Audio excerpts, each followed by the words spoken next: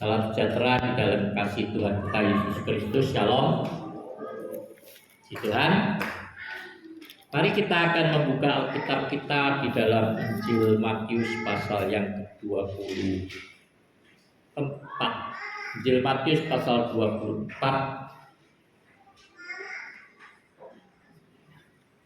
Kita akan membaca di dalam ayat yang ke-15 sampai ayat yang ke-24.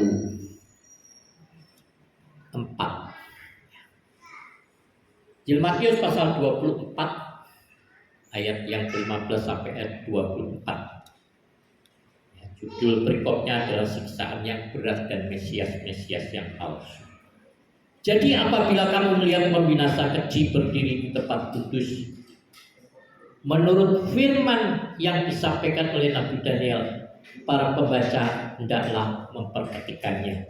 Maka orang-orang yang di Yudea haruslah melarikan diri ke pegunungan. Orang yang sedang diperangin di atas rumah janganlah ia turun untuk mengambil barang-barang dari rumahnya. Dan orang yang sedang di ladang janganlah ia kembali untuk mengambil pakaiannya. Celakalah ibu-ibu yang sedang hamil atau yang menyusukan bayi pada masa itu. Berdoalah supaya waktu kamu melarikan diri itu jangan jatuh pada musim dingin dan jangan pada hari Sabat. Sebab pada masa itu akan terjadi siksaan yang dahsyat seperti yang belum pernah terjadi sejak awal dunia sampai sekarang dan yang tidak akan terjadi lagi. Dan sekiranya waktunya tidak dipersingkat, maka dari segala yang hidup tidak akan ada yang selamat. Akan tetapi oleh karena orang-orang pilihan, waktu itu akan dipersingkat. Pada waktu itu jika orang berkata kepada kamu, lihat Mesias ada di sini atau Mesias ada di sana, jangan kamu percaya. Sebab Mesias-Mesias palsu dan nabi-nabi palsu akan muncul dan mereka akan mengadakan tanda-tanda yang dahsyat dan mujizat-mujizat sehingga sekiranya mungkin mereka menyesatkan orang pilihan juga. Haleluya. Kalau kita membaca kata-kata kalimat ini, apa yang kita pikirkan, Bapak Ibu Saudara? Tentu buat kita hal itu sangat mengerikan dan kita tidak bisa membayangkan kalau itu terjadi. Seperti yang saya katakan lalu bahwa banyak hamba-hamba Tuhan kalau di terbarat di YouTube itu yang mengatakan bahwa kita ini harus, dan itu memang benar, kita harus hidup takut Tuhan sungguh-sungguh supaya nanti jangan ketinggalan pada masa pemerintahan antikristus. Ada banyak hamba Tuhan yang percaya bahwa pengangkatan gereja itu akan terjadi, artinya datangnya Tuhan Yesus untuk mengangkat orang-orang percaya itu terjadi sebelum masa pemerintahan antikristus. Dan di dalam kitab Wahyu digambarkan pemerintahan antikristus itu hanya 3 tahun setengah, jadi dalam waktu yang singkat. Tapi 3 tahun setengah saja akan ada begitu banyak pembunuhan dan pembantaian. Nah, tapi kalau kita membaca di dalam kebenaran firman Tuhan ini, Yesus memperingatkan kepada murid-muridnya tentang pembinasa keji yang berdiri di tempat kudus. Ini banyak sekali penafiran-penafiran, ada yang menafsirkan ini juga sebagai salah satu sebagai paus. Ini semua penafiran-penafiran yang tidak harus kita percayai bulat-bulat mentah-mentah. Ya, karena kita nggak tahu, belum tahu siapa yang dimaksud di sini. Tapi kalau pembinasa keji yang berdiri di tempat kudus ini di dalam bait Allah sudah pernah terjadi pada pemerintahan Kaisar Romawi, yang pada waktu itu meruntuhkan bait Tuhan seperti yang dinubuatkan oleh Yesus. Tetapi banyak orang percaya bahwa ini adalah masa pemerintahan antikristus. Dan sekarang kita kalau saudara lihat di YouTube itu banyak berita-berita sih. Beberapa waktu lalu seorang teman juga membagikan, men-sharekan video sama saya tentang orang-orang yang lenyap, katanya di bandara Rusia, di mall di Cina. Ya, lalu teman saya itu menuliskan di bawahnya situ, dia tulis mini bom. Apa kita ini jangan-jangan kita sudah tertinggal ini? Pengangkatan gereja sudah terjadi. Nah, Ya saya nggak tahu apa itu sekarang itu kan orang sudah bisa bikin tuh di video itu mau ngilangkan orang gampang. Ya.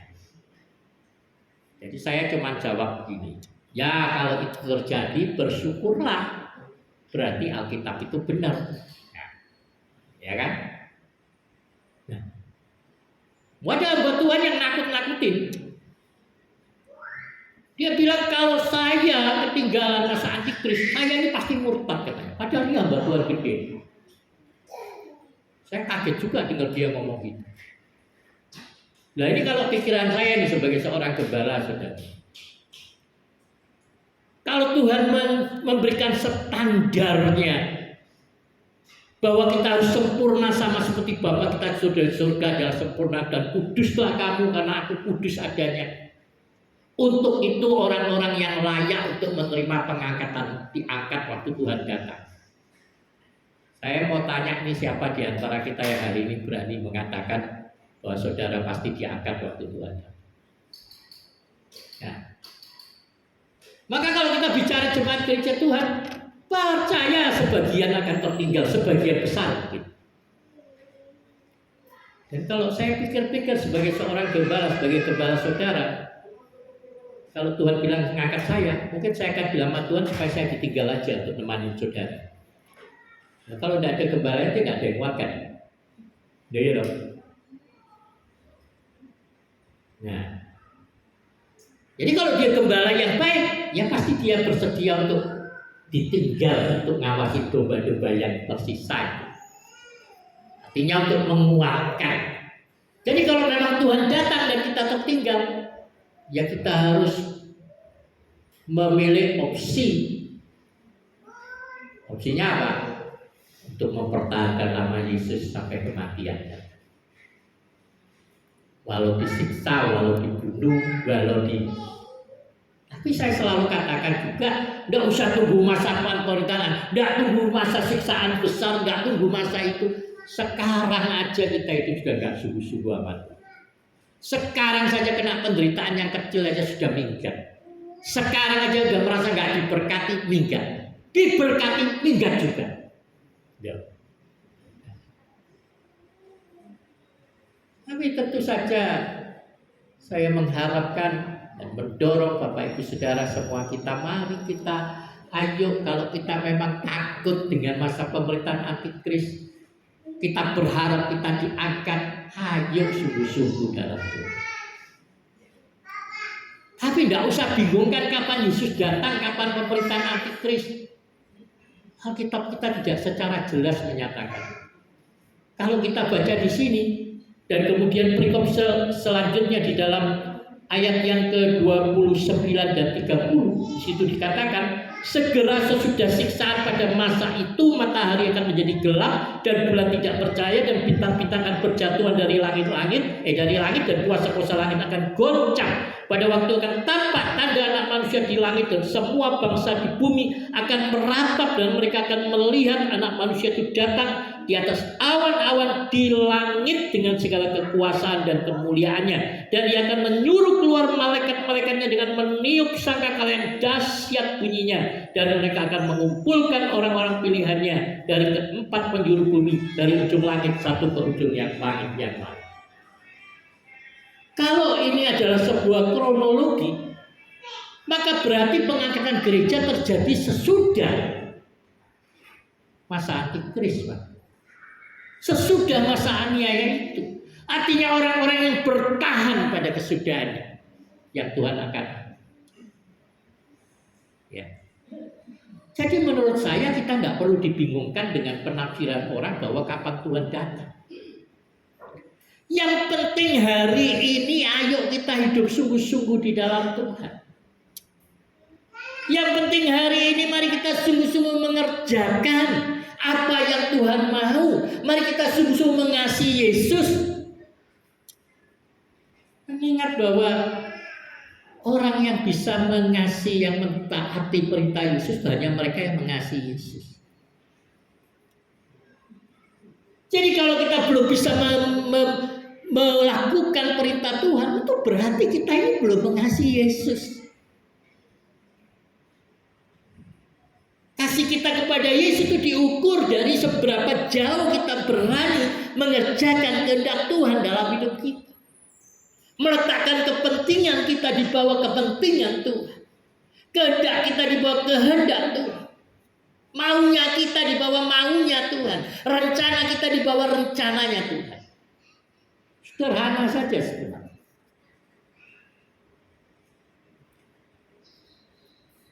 Kitab kita sudah memperingatkan, Yesus sudah memperingatkan kepada kita. Banyak orang akan datang dengan memakai namaku. Dan mereka akan mengerjakan tanda-tanda heran dan mujizat-mujizat.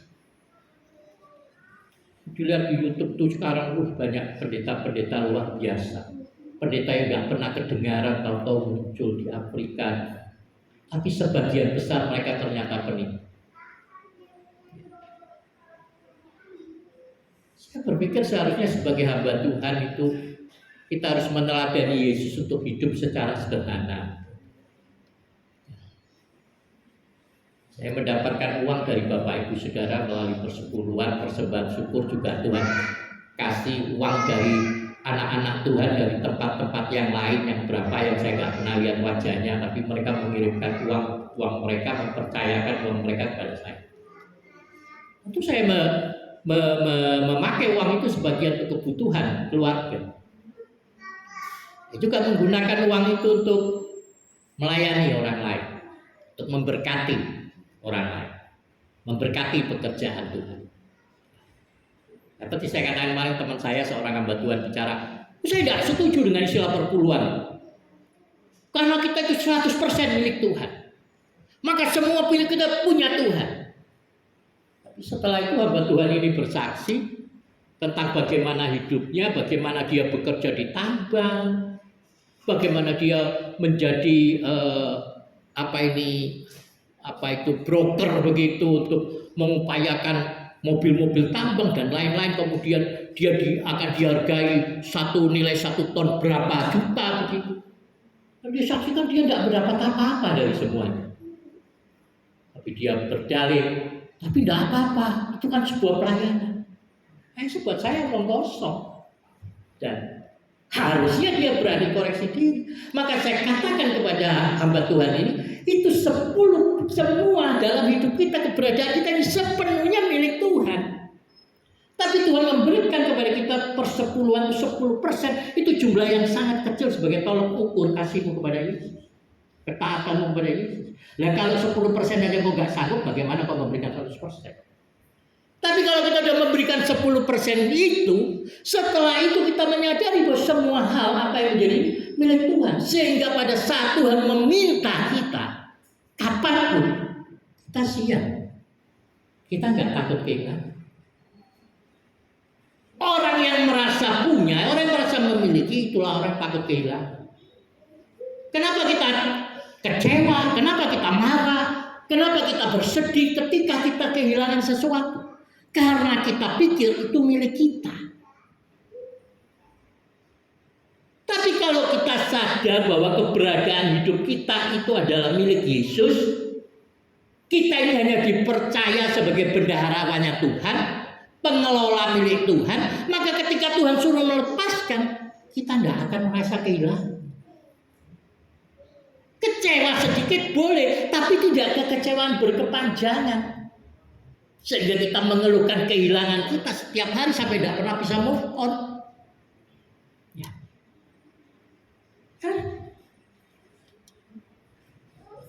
Maka saya katakan selalu, itu persepuluhan itu hanya pagar perlindungan Tuhan. Kita berterima kasih Tuhan sudah melindungi kita, memagari kita. Tapi untuk kita menuai, kita harus menabur di ladang itu. Baru itulah bicara tuai. Saya belajar mengerjakan hal itu. Maka setiap bulan seperti yang saya katakan, saya selalu pertama persepuluhan dulu ke sinode.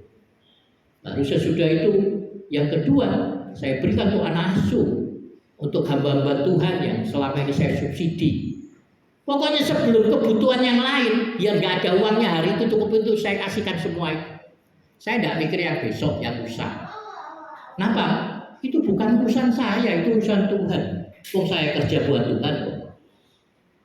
Dia yang akan memberkati saya dengan caranya, bukan menurut cara saya.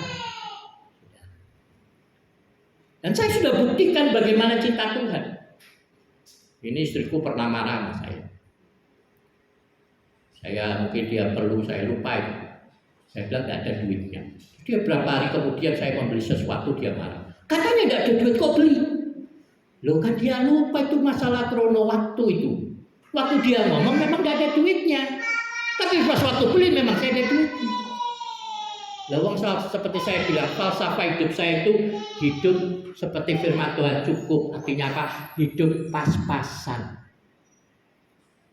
Ya pas apa? Pas butuh ya pas ada. Kalau nggak butuh ya memang nggak ada. Tapi saya selalu pas saya membutuhkan sesuatu, waktu itulah Tuhan ada. Waktu itulah Tuhan berikan. Jadi hidup di dalam Tuhan itu menurut saya itu loh enak sekali loh sudah. Yang buat hidup kita nggak enak ya diri kita sendiri.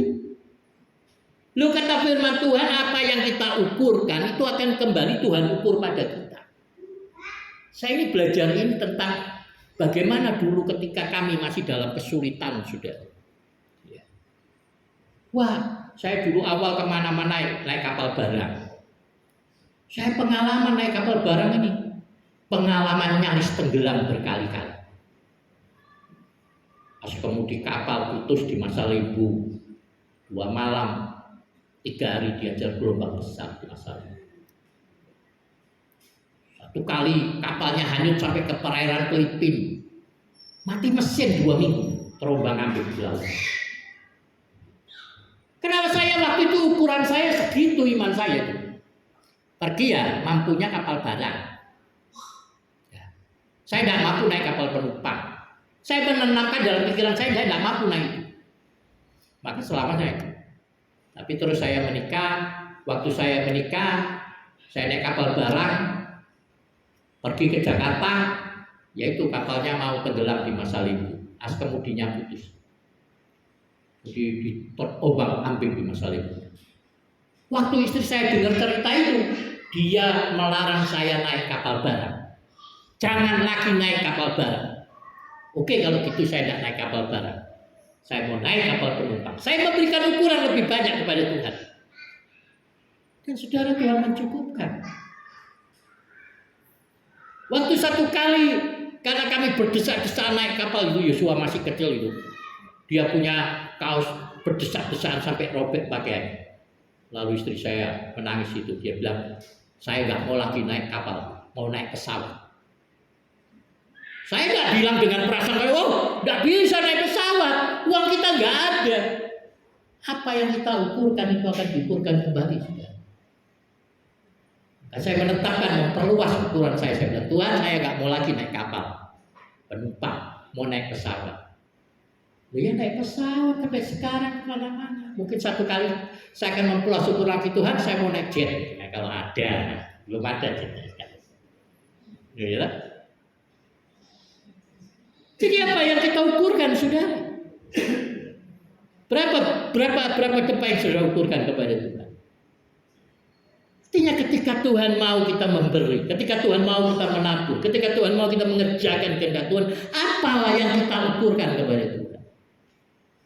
Seberapa yang kita ukurkan itu yang ukuran Tuhan akan kembalikan kepada kita. Jadi kembali kepada masing-masing pribadi. Jangan berkata kenapa Tuhan melakukan. Saya bersyukur sekali pada Tuhan, Bapak Ibu Saudara. Hari-hari ini Tuhan memberikan saya banyak anak-anak rohani dari pulau-pulau jauh. Orang-orang yang saya tidak pernah kenal sebelumnya, bahkan seperti saya katakan, saya sudah melayani mereka berapa tahun, saya tidak pernah melihat wajah mereka. Tapi mereka mengirimkan uangnya kepada saya. Katakan pada saya, om ini bapak rohani saya. Saya bergereja di sini, berjemaat di sini, tapi kembali di situ dia bukan bapak rohani saya. Dulu saya tidak memahami pemahaman ini, sudah. Itu baru-baru saja saya paham tentang pembapaan rohani. Gak semua orang bisa menjadi bapak kita. Rasul Paulus katakan hanya satu bapak. Ada begitu banyak pengajar, tapi hanya satu bapak di dalam Kristus. Itulah payung rohani kita, tudung rohani kita. Kalau kita tidak bisa menghormati bapak rohani kita, maka tudungnya akan bocor. Nah ini kita perhatikan. Mari kita hidup bersungguh-sungguh di dalam Yesus. Sekarang itu kita ada Kristen progresif. Si Brian, ini bukan Brian Tanot ya. Ini Brian yang pendeta tatuan itu. Wah, muncul di YouTube pertama, enak ya. Mantap khotbahnya. Belakangan blunder. Ya kan? Ketemu sama siapa itu Ustaz Jafar Siddiq Jafar. Oh, Jafar Siddiq itu Ustaz di Balikpapan. Jafar Saka dia namanya. Dia ngomong, oh kalau orang sebaik Pak Jafar ini tidak masuk surga oleh karena dia tidak percaya Yesus, saya lebih rela masuk neraka dia. Lah rela masuk neraka ya biar aja loh. Bukan urusannya. Bukan urusan kita itu. Lah ini firman Tuhan mengatakan kepada kita. Tanda-tanda kedatangan Tuhan salah satu itu nabi-nabi palsu akan orang-orang yang mengaku dirinya sebagai Mesias. Di Cina pengajarannya sampai ke Indonesia, Yesus sudah hadir bereinkarnasi. Ini bukan berinkarnasi, tapi bereinkarnasi. Artinya inkarnasi yang reinkarnasi. Kalau Yesus itu inkarnasi Allah, bukan dia bereinkarnasi. Nah ini mengaku Yesusnya lahir sebagai perempuan. Itu jangan main-main, gerejanya besar sekali.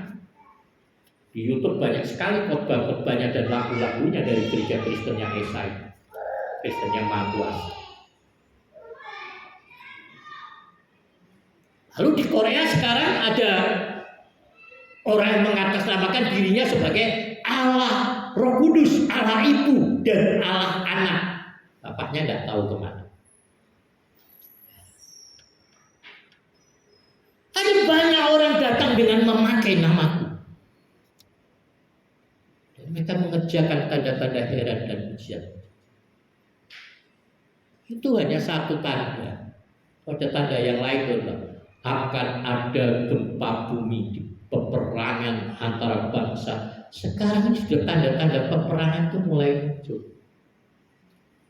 Ukraina dengan Rusia, di Israel tidak pernah berhenti. Israel membunuh jenderal Iran dan Iran mengancam untuk menembak Israel. Kalau di YouTube sudah ada gambarnya Israel dibom Iran itu belum betul tuh Pak, belum terjadi. Tapi Timur Tengah mulai mendidih. Dan Alkitab kita menunjukkan pada kita Gog di tanah Magog itu. Peperangan itu akan terjadi berpusat untuk semua akan datang ke Israel. Melihat hal situasi seperti ini, apakah kita perlu menjadi takut? Perlu.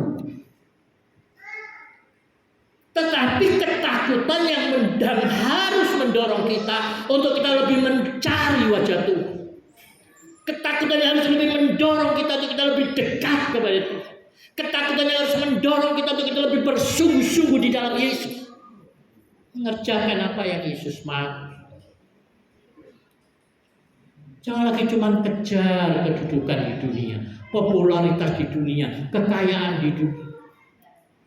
Karena apapun yang kita kejar di dunia ini tidak akan pernah memuaskan kita.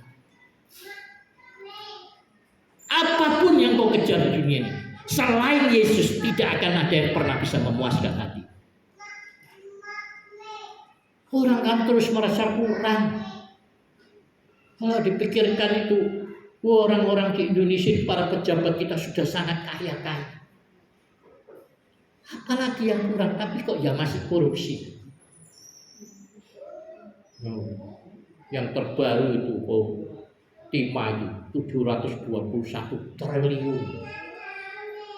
Yang orang ngomong kalau dibagikan kepada rakyat Indonesia 20 juta per orang bisa dihabiskan berapa 100 tahun lebih. Ternyata Indonesia ini kayanya luar biasa. Ya. Tapi sayangnya tidak ada pengelola yang baik.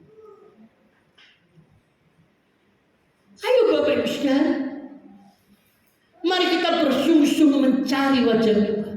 Carilah Tuhan selagi Dia dapat ditemui, karena ada waktu di mana kita tidak bisa lagi menemukan Tuhan. Jangan takut berkekurangan. Kalau engkau mempercayai Tuhan sebagai Bapakmu, Bapak yang baik, Dia akan memelihara anak-anak. Maka saya selalu belajar. Saya belajar untuk meneladani Yesus untuk hidup dalam kesederhanaan. Saya tidak pernah tergiur untuk beli baju mahal, aksesoris yang memperlengkapi tubuh saja. Tapi saya belajar untuk mengerjakan kehendak Tuhan dalam hidup saya. Maka saya percaya apa yang kita ukurkan sama Tuhan akan Tuhan ukurkan balik. Kalau hanya mengejar kekayaan, menumpuk kekayaan, untuk apa buka ladang-ladang baru? Buka tempat pelayanan baru untuk tidak memberikan keuntungan apa-apa sama saya. Mungkin untuk saat ini, mungkin ke depan, mungkin. Tapi perasaan juga ke depan enggak juga. Karena tiap kali buka ladang baru mesti kasih hamba Tuhan.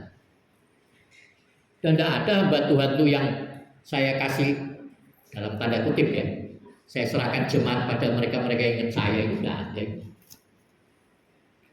Juga dalam artian lain, sampai hari ini setiap ladang baru yang saya buka masih tetap saya subsidi juga. Belum ada satupun dari antara mereka yang kirim uangnya balik ke sini. Tapi ini pekerjaan Tuhan, kita bukan bicara untuk rugi. Mengerjakan apa yang menjadi kehendak Tuhan. Mari masing-masing kita mengerjakan apa yang menjadi kehendak Tuhan dalam hidup. Saya itu tertarik dengan satu omongan hamba Tuhan di TikTok beberapa waktu lalu.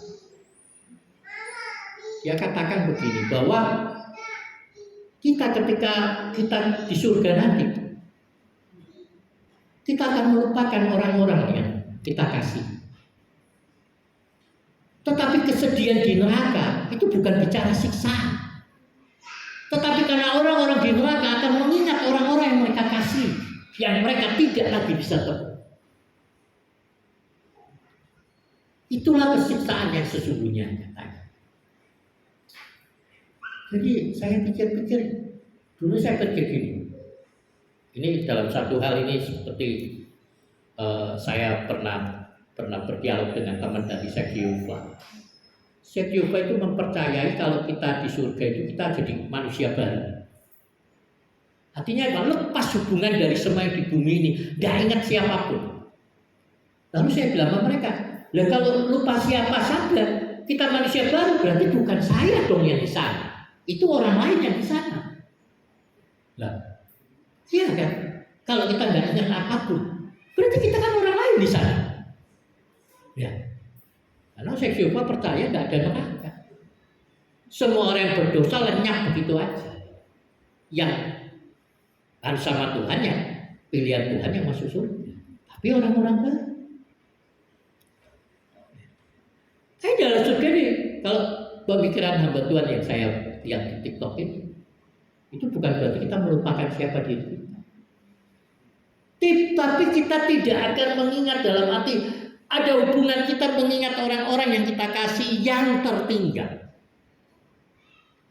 Coba kalau kita udah masuk surga, tapi kita ingat terus orang-orang yang kita kasih, dia di neraka, dia tertinggal, dan kita di surga nangis terus.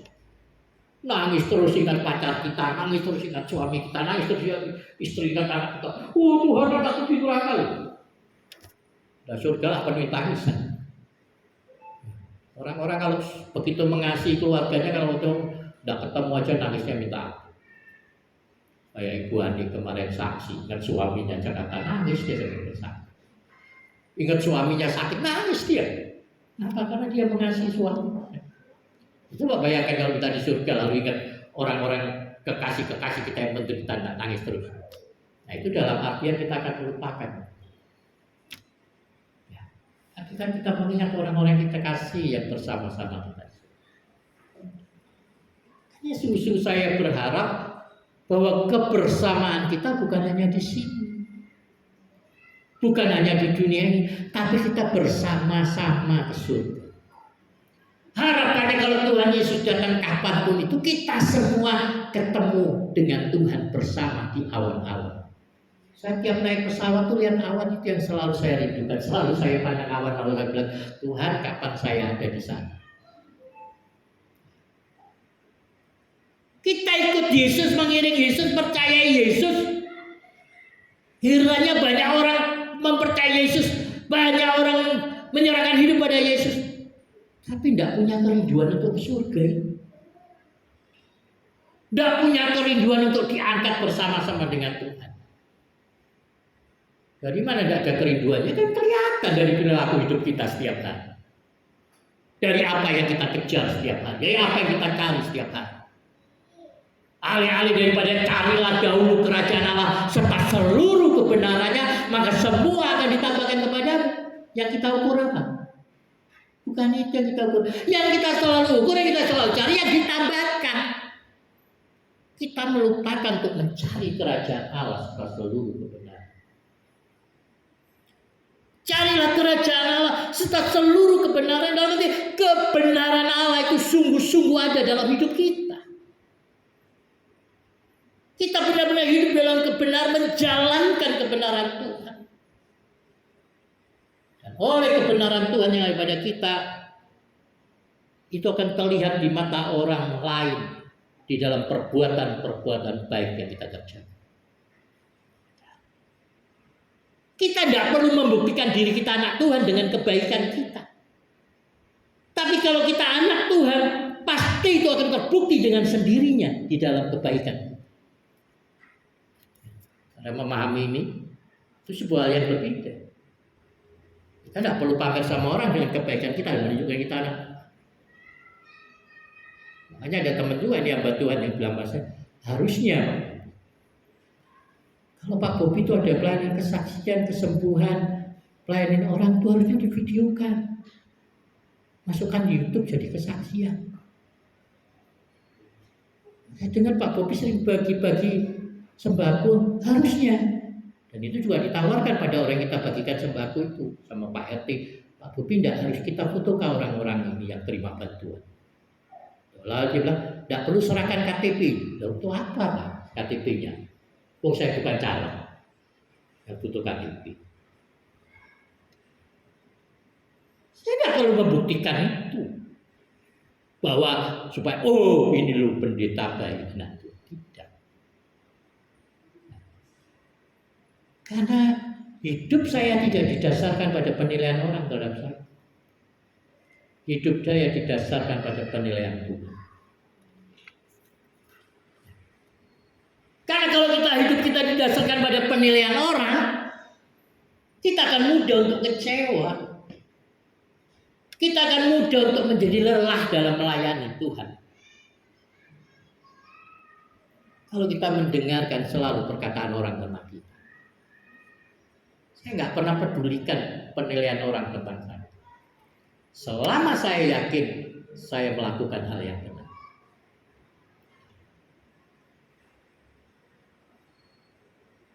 Mari kita jangan hanya berpikir tentang apa yang bisa Tuhan berikan kepada kita.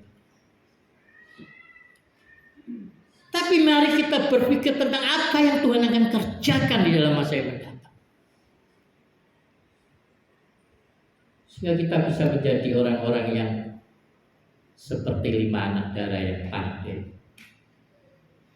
yang bukan hanya berjaga-jaga menunggu Tuhan datang, tapi menyiapkan cadangan minyak itu sehingga pelita menjaga pelita itu tetap menyala. Mari kita masing-masing menjaga pelita kita tetap menyala. Carilah Tuhan, saudara. Saudara tidak ikut doa pagi di sini, tapi ayo berdoa di rumah masing-masing. Bacalah firman Tuhan secara teratur. Mulailah belajar untuk menabur. Mulailah belajar untuk berbuat baik. Mulai belajar untuk memperhatikan sekeliling. Mulai belajar untuk memperhatikan mereka yang berkekurangan. Seperti saya bilang, kalau saya lihat di Kitab Bisakom, di satu sisi saya bersyukur untuk Kitab Bisakom karena melalui aplikasi ini ada begitu banyak orang Indonesia tertolong. Tapi di satu sisi yang lain juga keprihatinan saya melihat Kitab Bisakom, melihat di mana hamba-hamba Tuhan memamerkan ketidakberdayaan mereka dalam membangun gereja, dalam mengelola panti asuhan, di dalam menolong yang sebenarnya secara kasat mata mempertontonkan kepada kita ketidakpedulian gereja, ketidakpedulian anak-anak Tuhan pada sesamanya, sehingga ada gereja puluhan tahun tidak bisa dibangun, tetap beratap nipa. Pendetanya memamerkan diri kalau dia bekerja keras dengan jadi tukang ojek, tukang sayur untuk kebutuhan jemaat. Betapa itu mempertontonkan bahwa Tuhan kita ini bukan Tuhan yang berkuasa. Tapi kalau saya pikirkan, itu karena mereka mengukurkan hal seperti itu kepada Tuhan. Maka mereka mengukurkan, kalau kita ukurkan, apapun yang kau ukurkan, itu akan diukurkan kembali kepada. Jadi mari kita jangan berdoa saja, jangan nyanyi saja, nyanyi lagunya, doanya Yabes, perpanjang tali-tali kemah kami.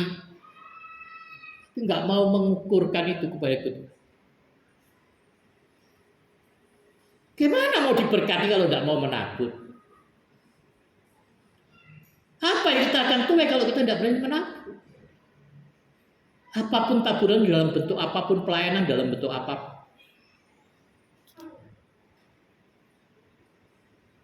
Mari kita menjadi pribadi yang berjaga-jaga. Tapi ingat, perbuatan baik tidak mencerminkan kebenaran. Tapi kebenaran di dalam hidupmu akan tercermin dari perbuatan baik. Kasih kita akan tercermin dari seberapa jauh kita berani mengerjakan kehendak Tuhan. Kan itu sudah jelas kalau ukur yang Yesus tetapkan dalam hidup kita. Kalau engkau mengasihi aku, engkau akan mentaati segala perintah. Bukan pilih-pilih perintah yang menguntungkan, pilih-pilih perintah yang menyenangkan hati kita. Bukan pilih-pilih perintah yang sesuai dengan perasaan kita, dengan mood kita. Tapi kita berani mengerjakannya seturut dengan kehendak Tuhan, tidak tergantung pada perasaan. Kalau awal itu bertentangan perasaanmu, bersyukur karena itu kau sedang memulainya. Dan ingat, ketika kita pertama memulai mengawali untuk mengerjakan kehendak Tuhan, kita akan merasa kita korban. Kita merasa kita sedang berkorban. Kita minta perhatian Tuhan karena kita korban. Tuhan tahu nggak aku ini berkorban untuk. Engkau harus perhatikan. Kita akan merasa kesakitan, kecewa. Tapi mari kita betul-betul berkorban mengerjakan apa yang menjadi kehendak Tuhan. Dan itu awal yang baik, perasaan yang baik. Tidak perlu kita harus bersedih oleh karena kita merasa berkorban. Tapi ketika engkau terus belajar setia melakukannya, engkau akan melihat ketika engkau terus setia mendorong dirimu untuk berkorban, engkau akan mulai mengasihi. Dan engkau akan mulai lihat kasih Yesus tertanam dalam diri. Ketika Tuhan menyuruh saya mengampuni seseorang yang memfitnah saya saat itu, dia melaporkan saya ke kelurahan, laporkan saya ke kecamatan, laporkan saya ke gereja Kemah Injil lagi di Tegarong. Dan saya seperti orang kusta saat itu. Kalau orang kusta itu jalan, mereka harus orang mau lewat, dia bilang kusta, saya najis. Kalau ada orang kusta, semua orang menyingkir dari jalan. Kondisi saya seperti itu saat itu. Semua teman rekan hamba Tuhan menghakimi saya saat itu, sehingga dalam kesedihan saya bilang, tolonglah jangan hakimi saya, biar Tuhan hakimi saya. Biar Tuhan yang jatuhkan putusan saya, tapi jangan kalian ikut. Bukan saya nggak suka diomongin orang, tapi saya nggak mau mereka berdosa oleh karena saya. Waktu Tuhan mengajar saya untuk mengampuni, saat itu saya sudah mau lari. Saya berdoa, saya pergi ke pinggiran hutan, lalu saya berdoa. Saya bilang, Tuhan, saya nggak mau mempermalukan Tuhan. Sudahlah saya lari saja, sudah saya pergi dari tempat ini. Apalagi gembala saya sudah dukung. Ya ngapain, nggak ada jiwanya, nggak ada jemaat situ. Udah tinggalin aja, orang nggak tahu terima kasih tinggalin. Ada dorongannya untuk meninggalkan. Tapi saya bersyukur untuk gembala saya yang di Jawa sana yang mengajarkan saya yang benar. Saya tulis surat dan mengeluhkan semua hal. Lalu dia membalasnya dan dia katakan, Bobi jangan pernah lari dari masalahmu, karena Tuhan sedang mendidikmu untuk melihat hal baru dalam hidup. Dan itu juga yang Tuhan katakan kepada saya. Kalau kau lari dari masalahmu, di tempat manapun masalah itu akan mengejar. Saya harus menghadapi masalah itu dan menyelesaikan. Kita harus menghadapi ketakutan kita dan menaklukkan. Maka disitulah Tuhan mengajar saya ampuni. Jadi saya katakan mengampuni itu seperti mengobati luka. Kita harus memperkatakan. Ketika saya berkata Tuhan saya mengampuninya, saya menyebutkan nama orang ini, saya mengasihinya. Oh saya menangis sudah. Menangis itu bukan karena mengasihi, tapi menangis karena marah. Saya nggak rela ampuni dia. Kenapa saya harus memperkatakan pengampunan itu? Dia sudah melukai saya begitu parah. Tapi saya mengatakan dengan sebuah rasa korban. Tuhan saya mengampuni, saya mengasihi. Setiap hari berkali-kali dalam sehari saya memperkatakan yang sama. Tuhan Yesus saya mengampuninya, saya mengasihinya, saya memberkati. Saya tidak bilang Tuhan hukum dia, Tuhan biar dia mati dengan cara yang menyulitkan. Itu bukan pengampunan, kutuk. Jangan balas caci dengan mati, tapi berkatilah mereka yang menganiaya. Saya mulai katakan tentang pengampunan. Lalu satu kali saya melihat orang ini berjalan lewat di depan saya. Saya memandangnya dan saya sadar kemarahan itu sudah lenyap dari hati saya. Saya mendatanginya. Saya tidak bersalah. Untuk apa saya harus datang dan minta maaf sama dia? Saya menyadari satu hal. Kadang kita harus meminta maaf bukan karena kita bersalah. Kita meminta maaf karena kita sering memberikan respon yang salah. Maka saya datang kepadanya dan saya meminta maaf. Maafkan saya. Saya sudah bisa memandang dengan belas kasihan. Ketika saya mendoakan dia kembali, saya mendoakan dengan air mata. Waktu itu saya masih bisa nangis. Saya ini sebenarnya termasuk orang cengeng.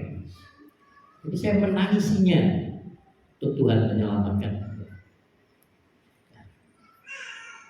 Dan akhirnya dia menjadi sahabat saya sampai kematian. Rasa sakit itu digantikan dengan rasa belas kasih. Makanya saya selalu mendorong saudara untuk mengampuni. Karena saya sudah pernah mengalami. Kebencian itu tidak membuat kita menjadi lebih baik. Tidak buat hidup kita menjadi lebih nyaman. Kebencian itu hanya akan merusak dirimu sendiri, merusak jiwa. Tuhan mengajar saya dalam banyak hal, mengajar dalam menabur, mengajar saya dalam mengembalikan persepuluhan, mengajar saya dalam mengampuni. Tuhan terus memproses hidup saya. Sampai hari ini, sampai nanti, sampai mati, Tuhan terus proses. Karena sampai hari ini saya belum sempurna. Masih banyak kegagalan, masih banyak kegaduhan, masih banyak hal yang harus saya perbaiki. Tapi saya menyerahkan diri saya dalam pimpinan tangan Tuhan. Dan saya sadar dengan segala kelemahan itu, bahwa memang saya tetap harus bergantung kepada pimpinan Roh Kudus. Bergantung, berserah sepenuhnya pada kehendak. Tidak mudah untuk meletakkan kepentingan kita di bawah kepentingan. Tapi ketika kita berserah kepada pimpinan, ketika kita mengerjakannya, kita merasa kita terpaksa mengerjakannya, hati kita terluka dalam mengerjakannya. Kalau kau bersandar pada pimpinan Roh Kudus, dia akan menjadi penghibur bagi kita. Dia akan menguatkan hati kita. Roh Kudus akan menghibur kita. Roh Kudus akan menolong kita. Saudara akan menikmati damai sejahtera Tuhan, sukacita yang bukan dari dunia ini. Damai sejahtera kita tergantung dengan situasi dan kondisi. Kau akan merasakannya. Kau menikmati damai sejahtera itu. Bahkan ketika kau ada di tengah badai, tengah kegelapan malam sekalipun, kau tidak akan merasakan rasa sakit. Kau tidak akan merasakan rasa malu, rasa gentar. Tapi kau tahu gadamu dan tongkatmu menyertai. Mari miliki pengalaman itu bersama dengan Yesus. Maka saya bersyukur untuk setiap saudara yang Tuhan izinkan mengalami masalah dalam hidupmu. Engkau yang Tuhan izinkan mengalami pergumulan dalam hidupmu. Tuhan mengizinkan kau mengalami kesakitan dalam hidupmu. Tapi mari kita berserah pada Dia, pimpinan Roh Kudus, dan mempercayai Tuhan. Bahkan saat ketika Tuhan mengizinkan kita untuk berputar-putar di padang gurun, ada orang Israel dikatakan selama 40 tahun sepatu di kakimu tidak pernah lapuk, pakaianmu tidak pernah busuk. Di dalam masa kepembaraan mereka padang gurun, orang yang optimis, orang yang berserah pada kehendak Tuhan bisa melihat Tuhan yang memihak. Tapi mereka yang tidak memahami tujuan Tuhan akan terus bersungut-sungut bahwa Tuhan itu tidak adil dalam hidup. Di manakah kita saat ini? Di manakah posisi saudara saat ini? Di manakah hatimu saat ini? Apakah kau melihat ketidakadilan Tuhan dalam hidup? Apakah kau merasa bahwa kau sudah melayani Tuhan, melakukan kehendak Tuhan, beribadah kepada Tuhan, tapi Tuhan tidak adil dalam hidup? Kenapa hal seperti ini terjadi dalam hidup saya, padahal saya sudah melayani Tuhan dengan setia? Tapi apakah kau berani melihat bahwa Tuhan membawamu saat ini untuk memahami setiap kehendak Tuhan? Kau melihat kasih-Mu kepada Yesus, sehingga kau mau mentaati dan mengerjakan kehendak Yesus apapun harganya. Haleluya. Yesus memberkati kita. Saya sungguh rindukan, mari kita semua bertumbuh dalam kasih kami. Mari kita semua berserah kepada Dia. Mari kita mencari terus kerajaan Allah serta seluruh kebenaran. Jangan khawatir dengan apa yang ditambahkan. Apapun yang kita ukur akan kembali diberikan kepada kita. Tuhan Yesus memberkati kita.